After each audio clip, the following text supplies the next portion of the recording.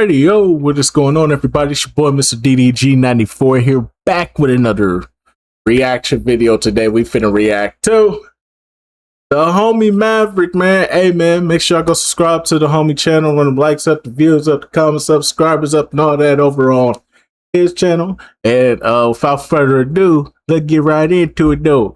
This is my favorite three-point shooter of all time from all 30 NBA teams. This should be an interesting video. Without further ado, let's get right into this. What's going on, Ian? Welcome back to the channel. It's your boy Maverick, bringing you back to yet another dope list video. Today, we are going to go over my favorite three-point shooter of all time from all 30 NBA teams. Yes, my favorite three-point shooter of all time from all 30 NBA teams. Make your own list if you want to disagree with me, as always. And I'm gonna try to speed through this real quick because we got a lot of materials to cover, guys. And those of y'all that show my last videos some love, I appreciate y'all. You know, don't forget to subscribe if you're new. There's plenty of room in the E unit for it. Without further ado, man, go ahead and get right into it. Boston Celtics. No time. Shawty. Anyway, sorry. The music in the background is distracting the hell out of me. Anyways, Boston Celtics. I can't start off this list properly without talking about Larry Bird. This guy pioneered three-point line usage, so it's only right I include him in this list for three-point shooters. Plus, this guy also, like, didn't he win the three-point competition 3 years in a row? Yeah. Because, like, in the All-Star weekend, because, like, when that was introduced, you know, Bird made it look effortless, number one. Let me see. Yup. He was a three-time three-point shootout. Yup. 3-time three-point contest champion. Yup. 3 straight years from 86 to 88. Yup. And he made it look so effortless. Like, he also started a trend of doing it in a warm-up outfit. That's what he did. If it wasn't for that, man, look, All-Star weekend wouldn't be that big of a spectacle next to the dunk contest. You know what I'm saying? And then, like, this man, alongside Magic Johnson, saved the NBA from getting bad TV deals. You know what I'm saying? Like, this man definitely helped put the NBA back on the map. True, you're very welcome. Yeah, thank you, Robert. Anyways, I can't not put Larry Bird on not put Larry Bird on this list. You know that Larry Bird deserves to be on any three-point list. Shout out to Larry Bird, man. Shout out to Larry Bird. There's no steps. Fuck Boston, though. There's no Reg. Brooklyn Nets. I'll never support that racist ass city. And I gotta give it to Joe Johnson. And the reason why, because there's this one game where he dropped like 9-10 threes against Philadelphia, and he went absolutely stupid in that game. And then, like, and it's not just, you know, the fact that he shoots it very well, spotting up. Like, he will mix you and cross you up into a three so good. You know what I'm saying? Like, remember when he crossed Paul Pierce and hit a 3 in his face? Y'all remember that? Yeah, don't remind me. I already told this story before, but there was one summer, I think it was 2008. I think it was 2008. It was probably 2009.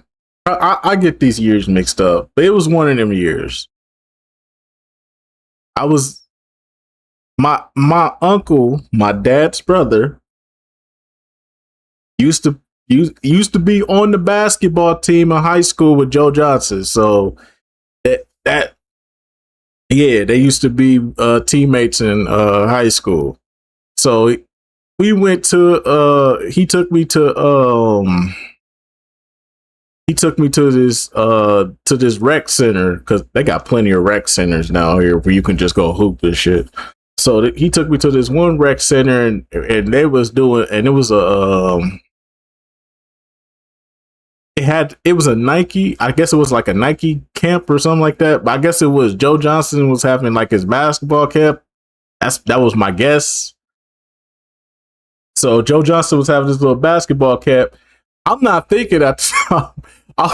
I'm seeing these kids like 6'4", 6'3", 6'5". It was one 6'8" kid. I'm like, damn, these high school. I'm like, damn, these must be some good ass high schoolers, man. I ain't never heard the seed of these niggas.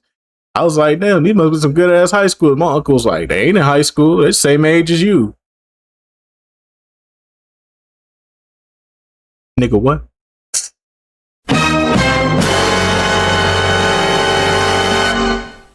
I'm talking about these look like grown ass men, but they only like 13, 14 years old. Swear to God. So we up in here watching these niggas, and these niggas, they don't trust me. They was there for a reason. But my uncle and Joe Johnson, they were chopping it up, and then the next thing I know, he was like, "Hey, y'all want to play? Y'all want to play?" I mean, we had our basketball shorts and our basketball shoes. I was like, "Shit, might as well." So there was one possession, right, where I ended up like I had Joe Johnson on me. I had Joe Johnson on me. I'm thinking, you know what I'm saying? I'm like, oh, this is Joe Johnson. You know what I'm saying? I'm about to get by. You know what I'm saying? I was a little intimidated.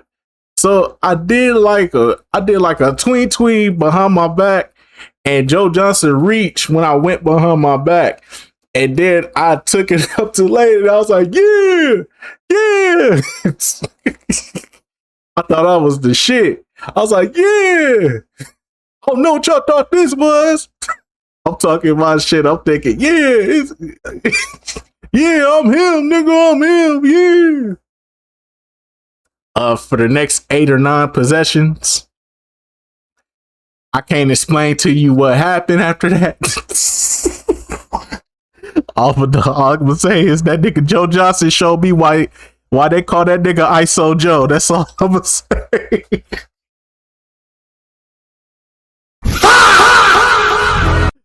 That's the day I learned it's levels to this shit. It's levels to this shit. It's the reason why this brother in the NBA and I'm not. Yeah, for the next 8 or 9 possessions, this nigga gave me the works. I can't really describe what happened. All I know is that nigga wasn't missing. Anyways, though, that is stuff a legend right there. Like, I can't not put Joe Johnson in this list. You know, I'm just happy there wasn't no cameras, because what happened to Paul Pierce was done 10 times worse to me. You know what I'm saying? Like, if this guy gets hot, Lord help you. And I can say the same thing for the next guy on my list for the Knicks. And you know who that guy is? Steve freaking Novak. If this guy is hot, oh my goodness. I want to say Steve Novak is somewhere in the top 10 for highest three. I would have said Allen Houston, but I guess. I mean, Steve Novak, he had a high shooting percentage, but the brother only was averaging like what, 6 points a game? But he was a 3-point shooter. He's a 3-point shooter. He wasn't no Allen Houston, but he's all right. He's cool. Point percentage of all time, I think. Let me see. I want to say he's somewhere in the top 10. Yup, he's ninth at 43% for field goal percentage leaders. Steve Novak is ninth. So that should tell you that he shoots it at a high volume. 43% career average. Like, that should tell you how much of a sniper he was truly from out there. Like, Lord help you if he got hot, but it ain't nothing you could do with him and another entrant on this list that's going to get his shine later on while he was on the Knicks with him. And Carmelo Anthony got hot. Because if all 3 of them are hot, you couldn't beat this version of the Knicks. I'm sorry. You could not beat this version of the Knicks. And on 2K, dude was one of the few guys on 2K13 to have a 90 rated 3-pointer. And when I would go online against people that was spamming with the Heatles, with the Lakers, I would always have him, Melo, and JR go crazy, especially him, because whenever he was open, it was like it was automatic. Yeah, because he was OP. I have a fun nickname for him, because when I was younger, there was this wrestler called Jacob Novak, and I thought that Novak wasn't that popular of a last name. And I'm like, you know what? Your name's not Steve Novak. Your name's going to be Jacob Novak. And then my older brother turned it around and made it a bigger deal by calling him, nah, that's Big Jake right there. Oh, you gotta love those family bonding moments. You got it. Anyways, Philadelphia 76ers. This is not a most popular shooter, but I had to give him some props here, because this guy earned my respect one night because he was torching the Timberwolves at the time when we weren't making the playoffs like that. So yeah, I have to show this guy some proper respect. Hollis Thompson. Now, y'all probably wondering, who? Hollis Thompson was on the 76ers when the 76ers. Who? I'm sorry, but who? I thought you was gonna say like Kyle Korver.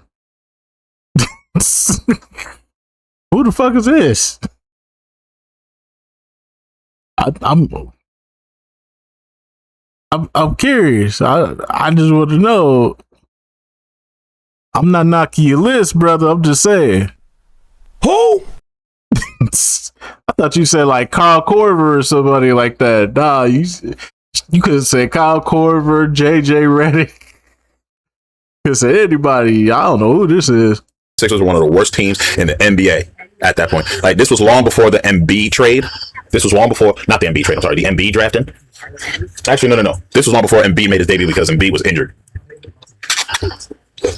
So there's that.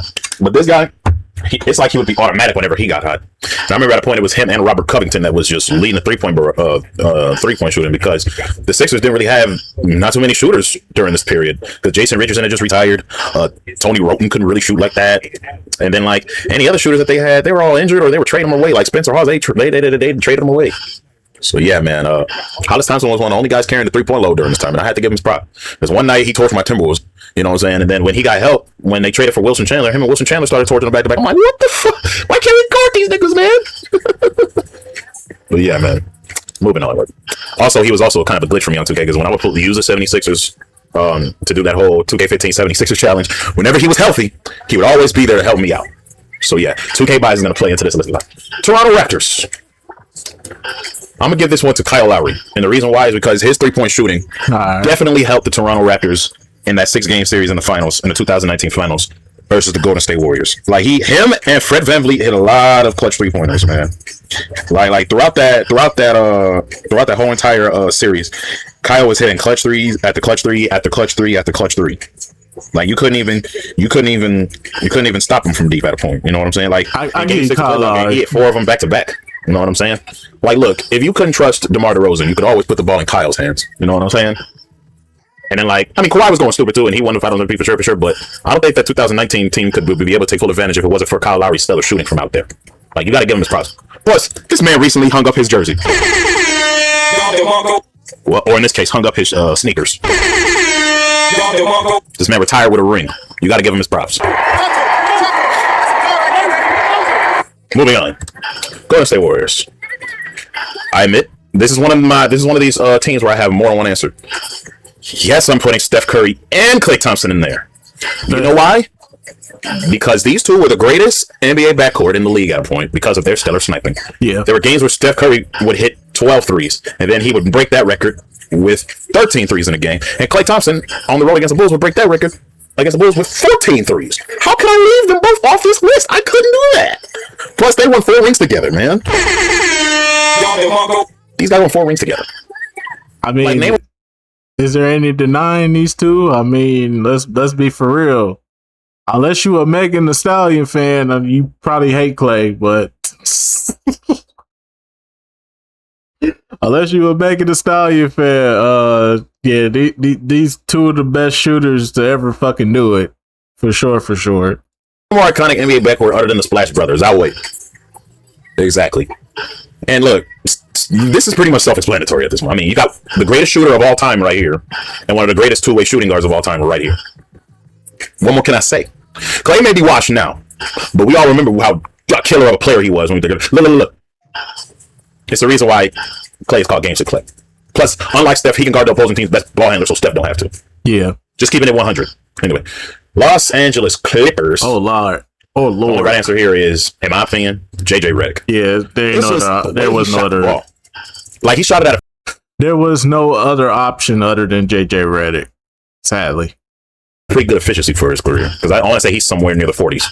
But like the way this guy would come off a pick from Blake Griffin or DeAndre Jordan and just be ready to pop when Chris Paul passed it to him, stuff a legend. Like, look, the Los Angeles Clippers were a playoff threat. You know what I'm saying? Not only because of CP3, Jamal Crawford, and BG and DeAndre Jordan, but this guy's 3-point shooting helped propel them to be a playoff threat every year. Like, let's not BS ourselves, okay? Like, come on. And look, he was a problem on Orlando. He was a problem in Milwaukee. So you know he was going to be a problem when he got to LA. You knew he was going to be a problem. Shoot. I remember one time, like, I want to say during Martin Luther King Day. Let me see. I want to say during Martin Luther King Day in 2016, he scored a career-high 40 points, hitting 9 of 12 3-pointers in an overtime victory against the Houston Rockets. Remember when Marcus Thornton tried to play hero ball against him? JJ Redick made sure he failed. So I could not leave him off this list. I could not. Anyways, speaking of JJ Redick, I'm about to go over to the team that he's coaching over right now. Los Angeles Lakers. Again, there's another spot I have 2 answers for. Yes, I'm putting Derek Fisher and Robert Horry on here. You know why? Because both of them hit clutch shots for the Lakers when they desperately needed them to. Like, remember the .4 shot Derek hit, which wasn't even a 3? But remember the back-to-back threes late in the game, in Game 4 of 2009 Finals that Derek Fisher hit? I probably would have gave it to Kobe. That's just me. I probably would have just gave it to Kobe since he pretty much owned a lot of records in the 3-point department. I would have just gave it to Kobe, but I understand, though. I understand. Derek Fisher and Robert Horry is not a bad decision, though. Stuff a legend. And all the clutch threes that Robert Horry hit for the Lakers during their first during their three-peat, especially that one where Vita Divac idiotically back tapped it out to Robert on top of the key from the drain net. Like, come on, y'all. Like that shot saved the Lakers from going down 3-1 against the Sacramento Kings. So yeah, man, don't get it twisted. You got D-Fish, who's always reliable, and then you got Robert Horry, who's a definition of right place, right time. So yeah, you got to show them their respect. Welcome back, CJ Briz. Welcome back. Sacramento Kings. This is my favorite three-point shooter Peja of all time. Stojakovic. Yep, Big Shot Bob, exactly. Remind you, this is my favorite three-point shooter. Peja Stojakovic. This is the ninth one. Sacramento Kings. You know, one of my uncles put a line in one of his records back then about this. I'm about to spit it for you. I grab a switch and blaze up like 3-point shooting by Peja. Quicker barks against the SARS disease in Asia. Flip a Deja, turn a stage to a gymnasium. Peja Stojakovic, man. Come on, dog. Look, I could not leave Peja off this list. I could not leave Peja off this list. One of the codes. Like, come on, guys. I think like Steve Novak, Peja also has a high 3-point percentage. Is Peja in there? Okay, he's 40.1. So he's pretty high. He's just not in top 10. Okay, I thought he was, but I know he won the 3-point contest more than once. So yeah, you can't not talk about 3-point shooters and not put Peja in your list. You know what I'm saying? Like guy made defenses fear him. You know what I'm saying? Like you couldn't leave Peja open if you like to pin him. Also, if you used him on 2K, the AI knows to guard him closely. And if you used him on the first NBA ballers, he was a cheat code because he was tall. You couldn't really block him, and he had hot spot active. So if you shot it from his hot spot, it was never gonna miss. And he had an OP. If you shot it from the OP 80 strength. You're not gonna stop it. So you couldn't push him either. That's how I would win majority of my I hate matches. Man, if you use Peja Stojakovic and NBA ballers, yeah, man, you gotta show love to Peja. Also, he retired a champion, like most of his Sacramento teammates, because he was on the 2011 Dallas Mavericks. Peja don't miss. Exactly, CJ. My only stain that I have against Peja is during Game 7 of the 2002 Finals, he airballed a corner 3 late in the game. That's my only stain against him. But other than that, guy was automatic. He was also on the Hornets too. Now that I think about it, when they were on New Orleans. But yeah, man. All right, moving on to finish off the Pacific Division. We got the Phoenix Suns. There's only really one right answer for me, and that answer is Steve Nash. But Steve Nash was Phoenix Suns. You go with a lot of people though. They had a lot of shooters. Trying to think. I mean, Steve Nash. I mean, he had a high.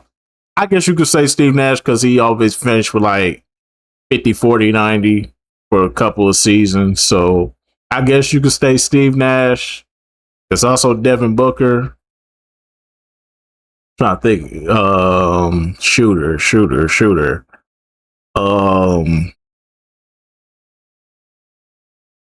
Yeah, I probably the only one I could really think of is Jared Dudley, but that's all he was ever good for was knocking down threes, and somewhere along the line he just lost that ability. I don't know what happened. So 3-level scoring all over. That's true as that is.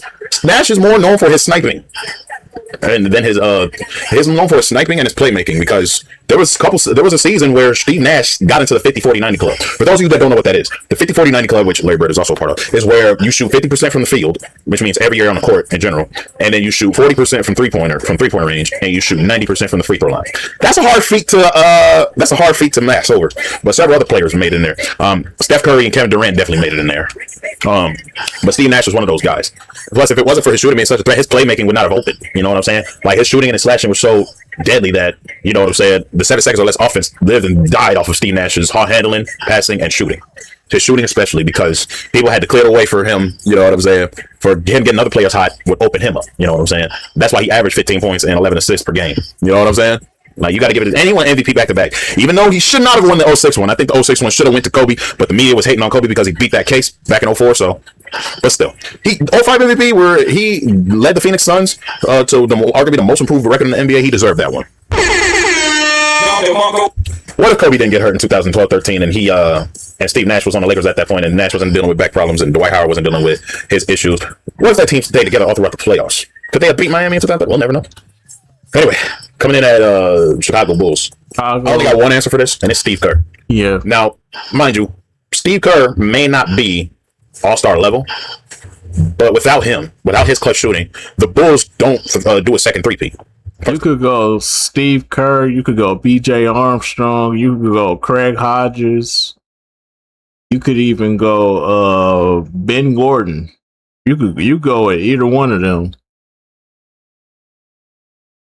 I'm trying to think who else. because they had some more shooters. I just can't think of them off the top of my head. But yeah, Chicago had plenty of good 3-point shooters, though. Well, second of all, without his clutch shooting, the Spurs don't beat the Mavericks in 03. So there's that too. Also, I want to say Steve Kerr. I don't know about Luau, three-point percentage. CJ Watson. I want to say he does that. Furthermore, what better coach for the Golden State Warriors dynasty to ever be there for other than Steve Kerr? Yup, Steve Kerr holds the highest 3-point percentage in NBA history at 45.4%. So he was the perfect coach for the Golden State Warriors because all they wanted to do was shoot. You know what I'm saying? So what better coach would they have other than Steve Kerr? One of the better guys to learn from. Like, look, Jordan loved this guy so much that he got mad at one practice. You could say John Paxson. I think he might have broken nose or something because they had a disagreement or something, but it all worked out for him because Mike Jordan told him in that home in the 97 finals, I'm going to pass you the ball and you're going to make this shot. And Kerr was like, I'll be ready. Yeah, you got to give it up to Steve Kerr. Plus, that's kind of a cheat code on 2K too. Like, he's one of the few players in that game that has a 93 ball rating. Back when it was rare, because in modern 2Ks they just give it out freebies. You know what I'm saying? Michael Dunleavy Jr. Going on to Cleveland Cavaliers. I have 2 answers for this. Yes, I'm putting Daniel Gibson and Delonte West in there. For Daniel Gibson, there were several times, actually for both these guys, Gibson and West, there were several times where LeBron would be struggling, and these two would bail him out with their hot shooting. You know what I'm saying? Like, you could plug and play each one of them, they give you the same results. Both played the same position, and both had a flame jumper. You know what I'm saying? And whenever LeBron was struggling, he would kick it out to either of them, and they would cash it. You know what I'm saying? Even though Delonte West was cashing in something else, allegedly. But yeah, for better or worse, you can't go on having either of these snipers on your team because if they get hot, chances are your chances of winning will go up. You know what I'm saying? I would probably say Mark Price. I would go with Mark Price over these two. Like, I get it. They're good, but I'd probably say Mark Price is probably the best 3-point shooter for the Cavaliers. But yeah, man. Shout out Daniel Gibson and prayers up for Delonte West. I heard he was out there struggling. So yeah, prayers up for Delonte West. Detroit Pistons. Had Bron been a better leader with these two, he'd at least have 4 rings with his first stint. Facts, CJ. Facts. Detroit Pistons. Now this is gonna be a very unpopular opinion here. Like, this is a big fat. Hear me out, okay? I know y'all finna get mad, but for the Detroit Pistons, I chose both Jonas Jerebko and Kyle Singler.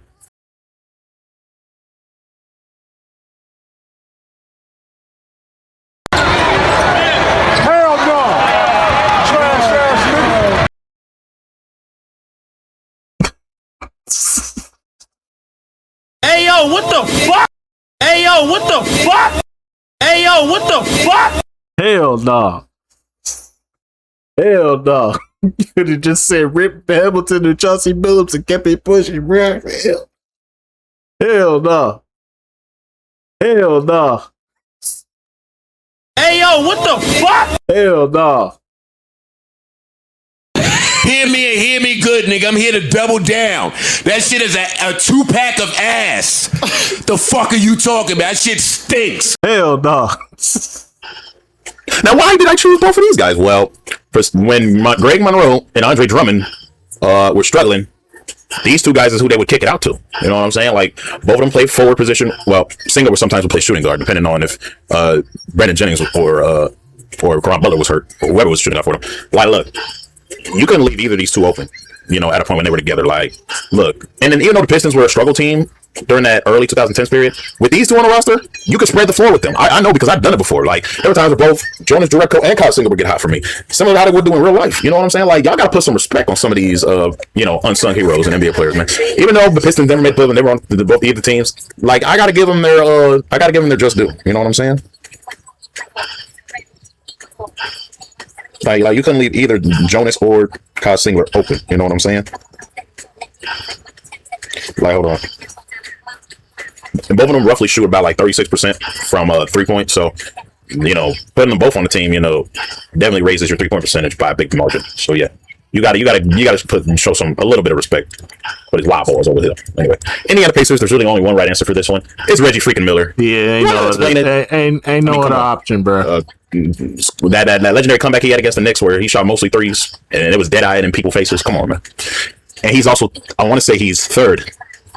No. He's fourth all time in 3-pointers made behind Ray Allen, behind James Harden, Ray Allen, and Steph Curry. he's 4th all time when he used to be 1st all time until he got passed up by Ray Allen. I mean, it's Reggie. It's Reggie.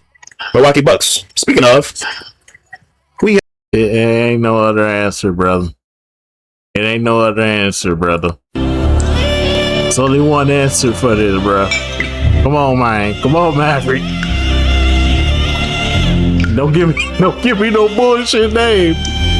Don't sit up here and say Jason Terry, bro. Hell no.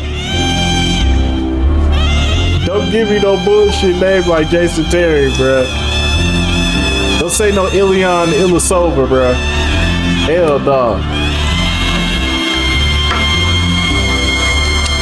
It's only one name and one name only that belongs in this 3-point. It is as an all-time great 3-point shooter for the Bucks. It's only one player, bro. Well, speaking of Ray, I have Ray Allen for the Bucks because it's only one. It's only one. It's only one, bro. Come on, dog. It's only Ray Allen, and that's it. Granted, that 2001 team could have got far, but they fell to politics because AI was the MVP. But then again, I don't know. Lord knows how far the Bucks would have went going up against the Lakers. Lord knows. But yeah, one more I need to say about Ray Allen. Like, I mean, then again, regardless of what uniform he's in, it doesn't matter if it's Milwaukee Ray, Sonics Ray, Celtics Ray, when he finally got a championship, and Heat Ray, it doesn't matter. Like, his clutch shooting will save any team from despair. You know what I'm saying? Like, look, and I will argue in 08, you know, there was no wrong answer between Pierce, Garnett, and Allen because all three of them were putting in good amount of work to get that team over the edge, especially with Ray shooting. You know what I'm saying? Shoot, without this man, LeBron doesn't go back to back. Without this man, always remember that, ladies and gentlemen. Yeah, in my opinion, he's the 2nd greatest shooter of all time, behind Steph Curry. Denver Nuggets. Denver Nuggets. Shooting. 3-point shooter.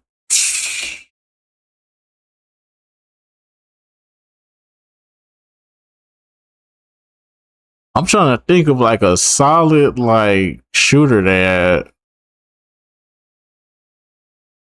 I know there was Vaughn. I know there was Vaughn Rashad. I know at one point he was a good 3-point shooter, but as of right now, I'll probably say Jamal Murray, probably that guy now, as far as like a 3-point shooter go. Another underrated gem in here. Another guy whose 3-point shooting helped LeBron. J.R. Smith. And he would also help Melo out too, because there were some times where, regardless if it was him in a Nuggets uniform or him in a Knicks uniform, he would make some crazy dead-eye threes from like damn near 27 feet out, and it would have me going insane, gang. It would have me going insane. Like, bro, how do you shoot that good, JR? Damn. Shoot, taking it out on all the teams, man. And like, JR is kind of wish-washy. As a Cavalier in the finals, I'm like, yo, he was firing from the hash marks. Like, you got to give JR Smith some credit, man. Like, when dude gets hot, he stays hot, and that says everything. JR is a killer in 2K, exactly, because like, especially on 2K13, he was a cheat code on 2K13 too, because like, he had a 90 dunk rating. I think he also had posterizer in his bag too. Now that I think about it. And then like, that was the year he won 6 man of the year. He had microwave, he had catch and shoot. Like, dude, it was insane. And then like, if you had him on 2K14 on your mind team, he was a glitch there too. So yeah, man. Shout out J.R. Smith. Utah Jazz. I have 2 answers for this one as well. Jeff Hornacek and Mehmet Okur.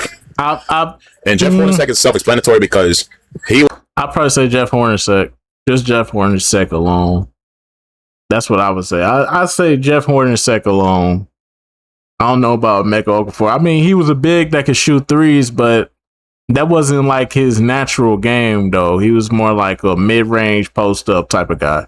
He was their main 3-point guy during Stockton and Malone's one in there. So whenever the defenses were keying on him, no, I get you, Maverick. I get what you're saying. I get it. And I put Mehmet Okur in there because of his days having Darren Williams pass it to him, and plus he was also part of that, you know, first wave of big guys in the 2000s being able to shoot the three. Because the trend started in the 90s a little bit, but it wasn't too much of them. But around the early to mid 2000s, where it was starting to become more big guys getting in the league shooting threes, thanks to another entrant on this list I'm going to talk about that was a big guy shooting threes. Mehmet Okur was one of those guys. Mehmet Okur was one of those guys. But they swear JR was a bum. Exactly. But he wasn't no bum. But yeah, for better or worse, you can count on either of these guys on Utah and knock some shit down for you. Yeah, man. My Timberwolves. I admit I have a little bit of personal bias. because I put 4 contenders in here for this spot because it's my favorite team and I just could not choose. I couldn't choose. I'm sorry, guys. I couldn't choose. Wally Szczerbiak, Kevin Love, Kevin Martin, and Dante DiVincenzo. I had to show 4 of these guys love because either 4 of these get hot, 90% of the time, the Timberwolves win the game. And he had no love for Sam Cassell, though. Damn, bro. He had no love for Sam Cassell, Latrell Sprewell. They was a good 3-point shooter, too. I'm just saying. I just got to keep it real. Wally, when I used to play Live 04 on my brother's GameCube, I get Wally Szczerbiak though. K-Love, when I would use him on 13 and for 2K13 and 2K14, I would have him go bananas too, because his form was the easiest for me to time. In fact, I gave my player his form, and I couldn't miss with this form. I couldn't miss because my player was a 6'8" small Kevin Love, shooting guard. You know what I'm saying, with this form. So, and I called him Paul Cooper, because every time he would hit a shot, the net would say Coop. And then Kevin Martin was self-explanatory, even though he has one of the most popular jump shot releases of all time. Was kind of easy. But when he was hot, nothing you could do to stop him. And Dante DiVincenzo, one of the ultimate 3-and-D players, plus he won a championship as a Buck. Caleb won a championship as a Cavalier too. So, and they're all Minnesota up, so it's only right I do this. Yeah, man. Also on 2K, Kevin Martin was a cheat code for me too, especially on 14 and 15, because they gave him corner specialist, microwave, they gave him heat retention, and they gave him catch and shoot too. So yeah, he was buffed up. Kevin Martin was buffed up as a Timberwolf on that game. So yeah, Wally was a dude and came out as a cheat code like no one else. Exactly. Yeah, a lot of people forget about Wally World. Like a lot of Timberwolves fans, there's some Timberwolves fans I spoke to. I'm like, do you know who Wally Szczerbiak is? And they be like, who? And I'm like, y'all not real Timberwolves fans. OKC, Oklahoma. I have to give it to. I don't want to flood this list with Ray Allen because this is technically the Supersonics too, since their history moved with OKC. But if I had to give the Sonics shooter, I would pick Dale Ellis, and the reason why I'll pick Dale Ellis. Keep the Thunder and the Sonics separate. I understand that they're an extension of the Sonics, but keep them separate. Just keep them separate. Ellis is because at a point, Dale Ellis in his career was leading the NBA in total 3-pointers made. Okay, Dale Ellis was leading the NBA in entire 3-pointers made. Okay, so there you have it. Plus, when I got to use him on 2K for the first time, this nigga could not miss. He could not miss. And I'm like, I gotta watch some of his highlights to see how much of a killer he was. And I was stunned. I was astounded. He was shooting over picks, shooting over people. For OKC as a 3-point shooter though.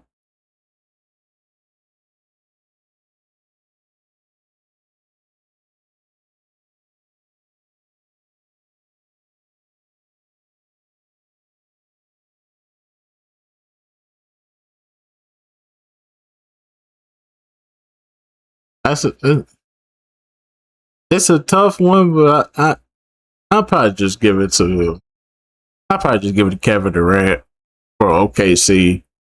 And then for the Sonics, you could go Dale Ellis, you go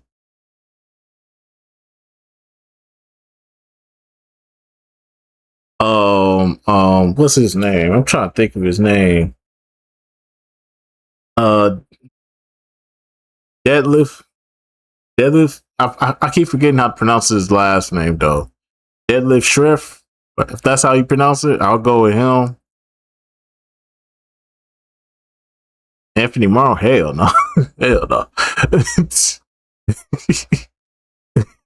Anthony Morrow never lived up to the hype.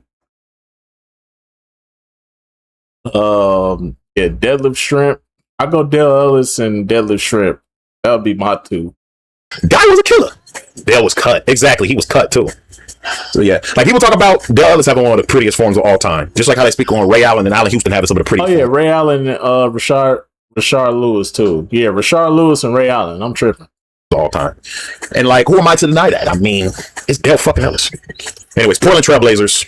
My answer for this one is Mr. Dame Time himself, Damian Lillard. Was there any other answer at this point? Like, come on, bro. This is self-explanatory. Yeah. It's very self-explanatory. Like, bro, who remembers 2014 quarterfinals, first round? This man gets the ball up the inbound from like damn near the hash mark on the wing in Patrick Beverly's face. And he damn near fades back to hit a deep three to win the game in the fourth quarter with 0.5 of a second left. Like, who remembers that? By show of hands. Who remembers when he stared down Paul George from damn near the endorsement logo of the building in the Motor Center, stare down Paul George in the 2018 playoffs and hit a deep three over him. Mind you, Lillard is about 6'3". Paul George is 6'9". 6'2", but it is what. But the NBA always be exaggerating heights. Come on, man. They cut the commercial on Bill. Shaking my effing head. Oh, don't worry. I'm gonna stay on Dame. I'm gonna stay on Dame. It's Dame. Stay on Dame for sure. Yeah, like who remembers this? Who remembers those shots? I remember those shots vividly. And plus, Damon also had a birthday. I think his birthday was today, right? Hold on. Let me look at Damian Lillard. Is it his birthday? No, his birthday's on the 15th. Okay, his birthday's on the 15th.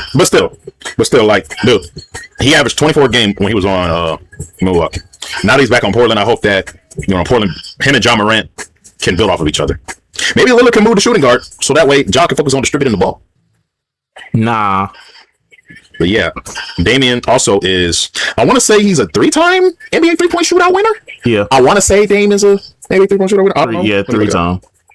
Yep, 3 times because he won in 2023, he won in 2022, and he came back this year from Achilles surgery to win it this year, even though he didn't play a single minute this NBA season, which is crazy to me. But yeah, man. Shout out Damian Lillard. Atlanta Hawks. There's only really one right answer for me, and it's Ashton Kutcher. I mean, Kyle Korver. That's Ashton Kutcher.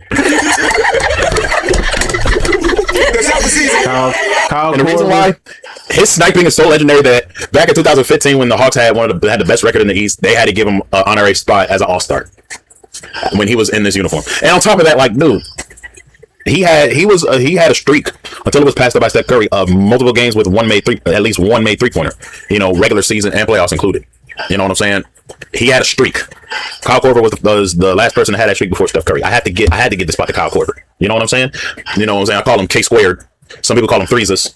I like to call him Ashton Kutcher sometimes too. Like, dude was a killer. Like, dude was such a threat that Matthew Dellavedova had to dive into his leg and injure him for the Cavaliers to be able to sweep them. You know what I'm saying? Because look, if Kyle was shooting, that Atlanta team don't get swept. That series more than likely probably goes to about 6 games if Kyle Korver is healthy. Just keeping it real. Because he was a big part of why the Hawks were called the Baby Spurs.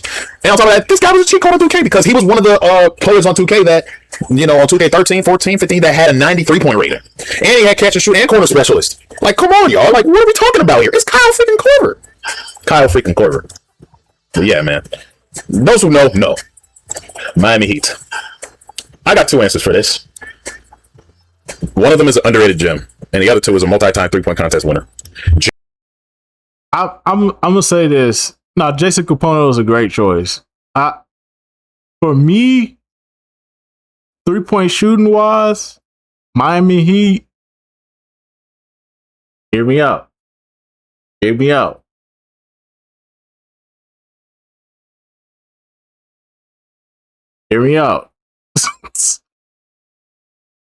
Steve Smith and Jason Williams. Just look up their 3-point stats. Just look them up.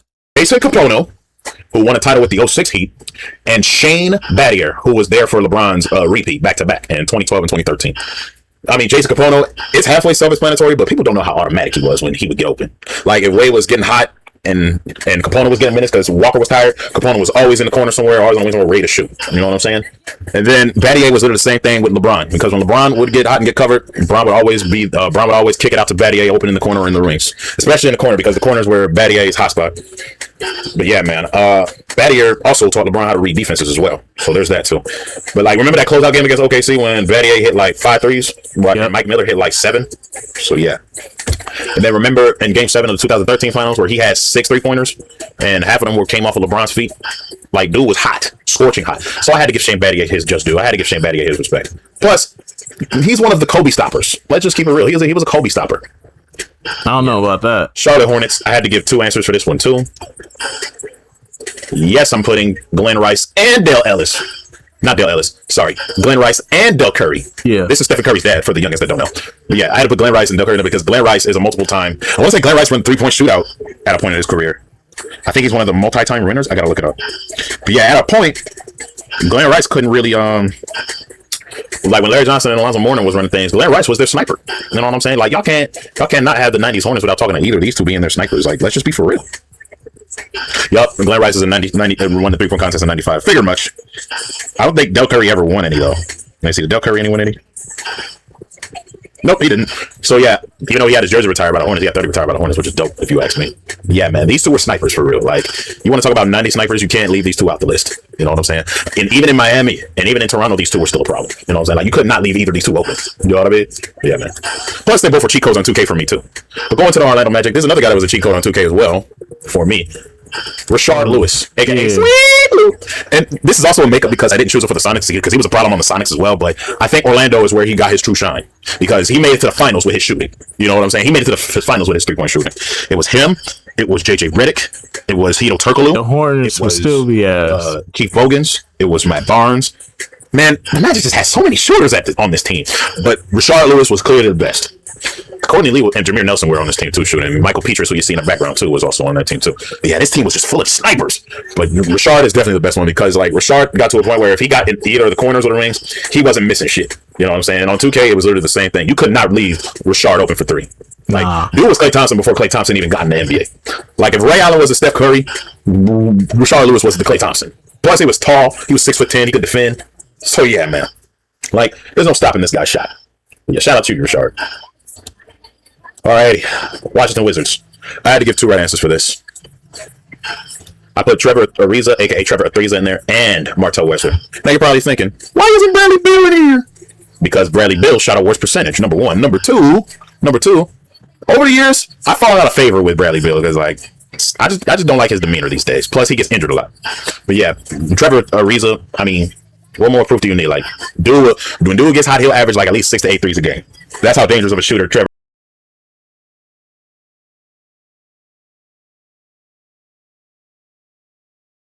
Nah. Threes was. And then Martell Webster, he's another guy you don't want to leave open because he'll get hot on a random night. You know, he's kind of similar to Shane Battier, even though not being that proficient defensively.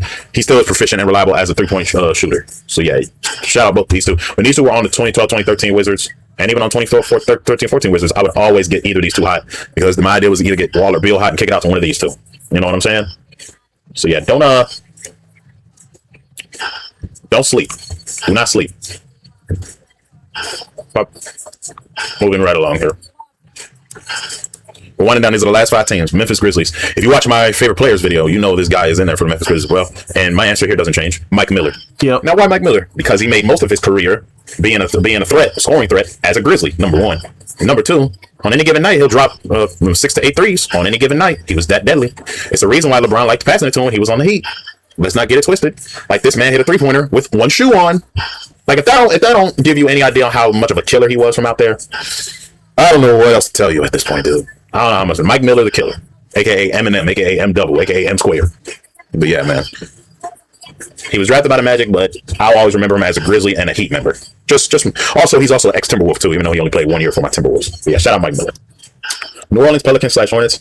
I got 2 answers here. Yes, I'm putting both Eric Gordon and Ryan Anderson on there. Because Anthony Davis could carry low, but these two would help draw the heat. You know what I'm saying? Because if Anthony Davis ever got hot, or if anybody else on that early 2010s Hornets team got hot, either of these two would get an easy kick out. Like, and then like Tyreek Evans would be the ball handler, and he would kick out to either of these two, and Splash Gordon would be ready, and Ryan Anderson would be ready. And you couldn't leave either of these two open from the corner. And then on 2K, God help you with both of them get hot. Thank you for paying your attendance tax, Shorty. Thank you for paying your attendance tax, Shorty. But yeah, man, you couldn't leave either of these two to get hot. You know, especially Eric Gordon, because Eric Gordon, on any random night, he will get like around damn near almost 8 threes, 9 threes. Ryan Anderson, he'll get you like 6 to 8. You know what I'm saying? On a random night. But these guys were due for at least 4 or 5 nights. Both of these two. So yeah, man. Shout out EG and Ryan. Dallas Mavericks doing the last 3 for the Texas teams. There's 4 answers because I couldn't choose for here too, because I like all 4 of them and I feel like all 4 of them deserve respect. Gotta say Dirk, obviously. Gotta say Luka Doncic, obviously, because Luka, he'll can it in your face. That's how deadly Luka is. Like, furthermore, he also averaged 30 a game with that clip of his. So yeah. And furthermore, Luka didn't want to go to the Lakers. Like, he thought he would spend his career as a Maverick. In fact, he wanted to, be a part of the Mavericks. I agree with you on Jason Terry and Dirk. Luka's kind of because he's more like a mid-range guy than a 3-point guy. But Vince only played like one or 2 seasons there. I don't know about Vince. He didn't have a long stint there. for me personally, but I get it. It's your list. But Dirk, I can understand. Terry, I can understand. Oh, he played 3 seasons there. I don't remember that. I think I thought he played like 2.5, and then I think he got traded. I could be wrong. Mandela effect. I wouldn't know. Mandela effect. I thought it was 2 seasons. I thought it was 2 seasons and a half. And then he got traded. But dumbass Nico Harrison made that dumbass trade for Anthony Davis because Luka was fat and out of shape and couldn't defend nobody. You could have got him some trainers, Nico Harrison. You could have got him some trainers, but I digress. As usual, the NBA bails out the Lakers again. But why am I not surprised? And then I put Jason Terry in here because of his performance during the 2011 playoffs. Because there was one time where he had like 8 threes against the Los Angeles Lakers in that round where the Dallas Mavericks swept them. And then there was that time where he had a 3 over LeBron. So there's that in that year's finals. And then Dirk, come on. 50, 40, 90 will club winner. And then Vince Carter, he's 6th all time in 3-pointers made. I had to put this version of Vince on there because the other versions, like his Nets years and his Raptors years, he was more known for 3-level scoring and dunking. He wasn't known much for his 3-point shooting. He was relegated to that role. But when he was relegated to this role, he would drop like Mandela. I thought he got traded. 4 to 7 threes a night. It should he got traded. You know what I'm saying? Like he was still a threat from outside, which is why he kept getting contract after contract, even though he was out of his prime athletically. You know what I'm saying? Plus, Vince was more humble around this time. So there's that. But yeah, Dirk's self-explanatory. Yet again, it's Dirk. It's Dirk. Because when he got traded, Memphis, so maybe I'm thinking of somebody else. And from good distance as well. So yeah, there's that. Houston Rockets. Unpopular opinion. What are you doing? Oh, this is a list video. I told you I was going to film a list video.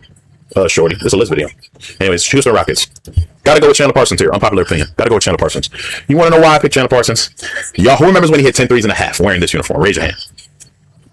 And then number 2, like who else was going to take the heat off of James Harden in the backcourt? Because Beverly, he was a decent 3-point shooter, but he wasn't automatic like Chandler Parsons was. Oh, see you later, Shorty. But yeah, I'm gonna get to this. Chandler Parsons was, like an easy guy to get hot, especially on 2K. Like, dude, he had catch and shoot, he had corner specialist, and I think in the later 2Ks they gave him microwave too, so he would get hot in a hurry. Like, look, when he was healthy and not having knee problems, that was an automatic sniper. Now, some of his analyst takes are kind of wild, but other than that, I respect his abilities to be a. All right, Deja, we'll holler at you. San Antonio Spurs is the last one, and I got 3 answers here because they were all on the same team winning that 2014 ring. Danny Green, Marco Bellinelli, and Matt Bonner. And even though Matt Bonner didn't do much in the 14 finals, just him being there to be a 3-point thrower was enough. But Danny Green going crazy, hitting like I want to say 6 threes in the game 3 of the 2000. It was the game 3 or game 4. I think it was game 4 where he hit like 6, 7 threes against the Miami Heat, and one of those threes was over LeBron. Stuff a legendary. Ad break coming up, guys.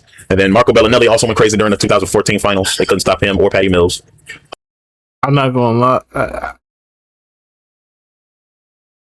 I'll probably say Danny Green because of that finals record. I go with Matt Bonner because that's all he could do anyway. Bellinelli.